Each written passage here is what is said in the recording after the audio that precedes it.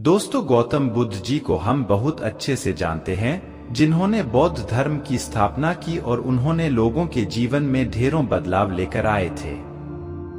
यह कहानी भी उनके बचपन की है, जब वे छोटे थे और उन्हें गौतम बुद्ध के नाम से नहीं बल्कि सिद्धार्थ के नाम से जाना जाता था।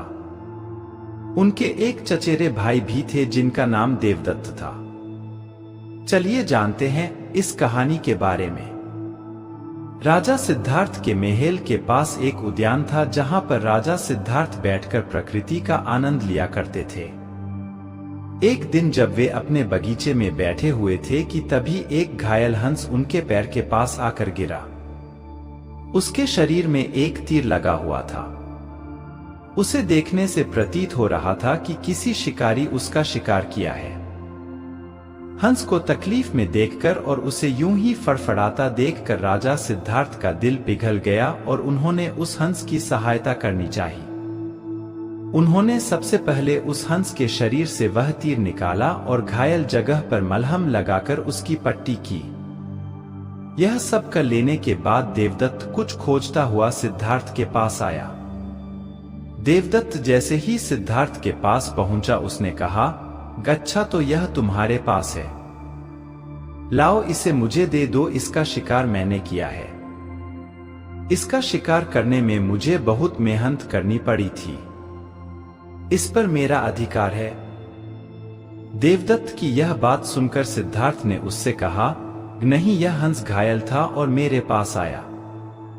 मैंने इसकी मदद की और उसकी जान बचाई, इसीलिए इस पर अधिकार मेरा है।"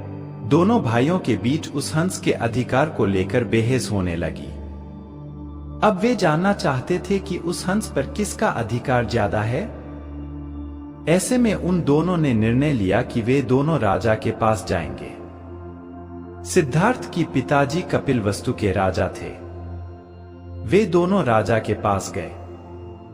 राजा के पास पहुंचते ही देवदत्त ने सबसे पहले कहा, "महाराज, इस हंस पर सबसे ज्यादा अधिकार मेरा है, क्योंकि मैंने इसका शिकार किया है। इस वजह से आप सिद्धार्थ से कहिए कि वह यह हंस मुझे दे दे।" जैसे ही देवदत्त की बात पूरी हुई, तब राजा ने दोनों को शांत किया और फिर उनसे पूछा कि पूरी बात क्या है।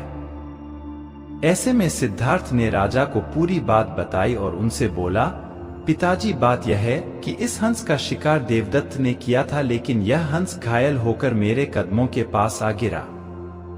इसे घायल देखकर मैंने इसका इलाज किया और इसे ठीक किया।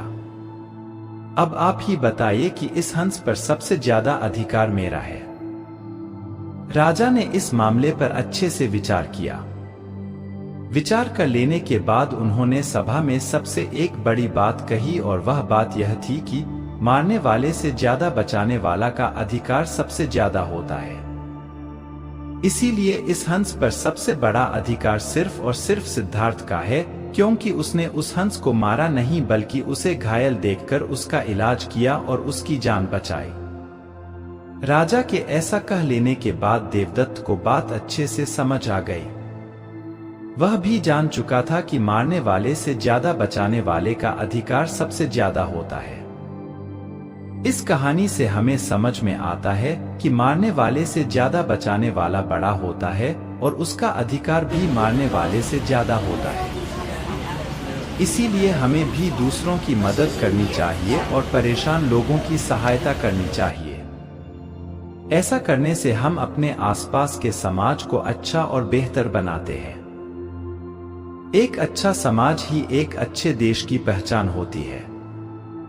इसीलिए आप भी आज से प्रण लीजिए कि आप भी दूसरों की सहायता जरूर करेंगे। धन्यवाद। जय हिंद।